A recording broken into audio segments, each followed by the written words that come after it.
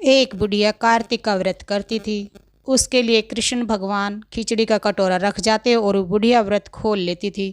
यह देखकर पड़ोसिन जलती कि इसका कोई नहीं, फिर भी इसे खिचड़ी खाने को मिल जाती है। एक दिन बुढ़िया कार्तिक नहाने गंगा जी गई थी।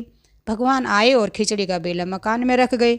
पड़ोसिन ने खिचड़ी का बेला उठाकर मकान के पिछवाड़े में फेंक दिया। बुढ़िया आकर खिचड़ी का बेला ढूंढने लगी, मगर उसे कहीं नहीं मिला। वह भूखी रही और कहने लगी, कहाँ गई मेरी खिचड़ी, कहाँ गया मेरा बेला। पिछवाड़े उस खिचड़ी के 2 फूल बन गए। राजा आया और फूल तोड़कर ले गया। दोनों फूल रानी ने सूंघे तो उसे गर्भ रह गया। राजा रानी के कोई संतान नहीं थी। फूल सूंघने से रानी को 2 लड़के पैदा हुए। लड़के बड़े होने लगे पर वे किसी से बोलते नहीं थे। दोनों लड़के शिकार खेलने जाते। रास्ते में बुढ़िया माई मिलती।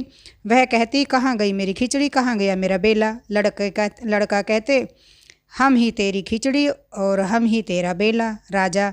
जब राजा को इस बात का पता चला तो उसने बुढ़िया को बुलाया और कहा, हमसे तो ये बोलते नहीं हैं, तुमसे कैसे बोलते हैं। बुढ़िया ने कहा, मुझे यह बात नहीं मालूम, लेकिन मैं कार्तिक व्रत करती थी तो कृष्ण भगवान मुझे खिचड़ी दे जाते थे। एक दिन मुझे खिचड़ी नहीं मिली। जब मैं कहने लगी कि कहाँ गई मेरी खिचड़ी, कहाँ गया मेरा बेला, तो लड़के बोले कि तुम्हारी पड़ोसिन ने खिचड़ी फेंक दी थी, उसके फूल बन गए और फूल राजा तोड़ कर ले गया, उससे हम लड़के हो गए। हमें तो भगवान ने बुढ़िया के लिए भेजा है।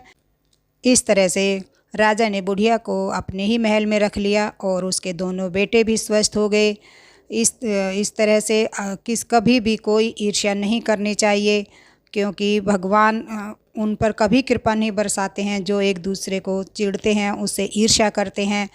क्योंकि भगवान उन्हीं का पर कृपा बरसाते हैं जो सचमुच में सच्चे मन से भगवान के में ध्यान लगाते हैं और अब किसी का कोई बुरा नहीं चाहते हैं।